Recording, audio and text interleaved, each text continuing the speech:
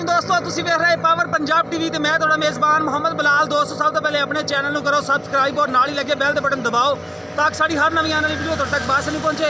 ए दोस्तों असी माई की वीडियो 2 दिन पहले पाई सी ते भाई जफर होरां दी माई सी। ए मेरा कैमरा माई दिखांदा असी लोड करवा दी है। ए भाई होरे आए ने गलबात सारी करने भाई होरां नाल असी लोड करवाती है लैके जान लगे ने माशाअल्लाह।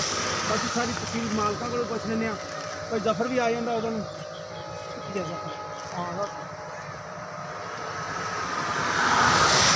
गड्डी गुड्डी सारों को दिखा देना तसल्ली कराया।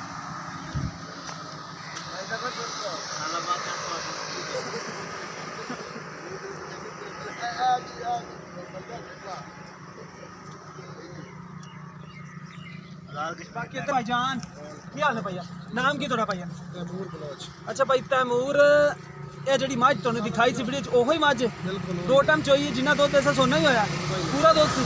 किन्ने की खरीद की भाई मालक नूं पुछ लेना किन्ने दी उन्हें बेची है किन्ने तुसीं खरीदी है, ये सारा कुछ आप डिटेल लै लैने। आ जाओ भाई जफर इत्थे आओ ते मझ तुसीं किन्ने दी सेल की भाई होरां नूं दसो। 2,70,000 2,70,000 दी भाई तुसीं इन्ने दी लई, वादा घटत नहीं है?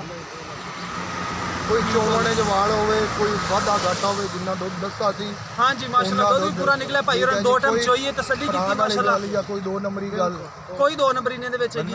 बाकी बन लो जी भाई बनो अल्लाह पाक ते बाकी माशाल्लाह मझ 2,70,000 दी नाल सेल कीती है ते माशाल्लाह भाई होरां लई भी है।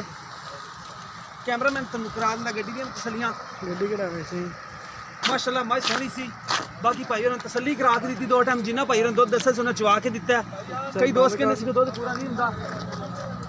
दोस्तों कोई भी चीज़ लेना चाहे तो साढ़े रब्ता कर सकता है। साढ़ा रब्ता नंबर है 0303 7816 150 नंबर है। मिलांगे इस तरह एक नवी वीडियो नाल। अल्लाह ने के बाद।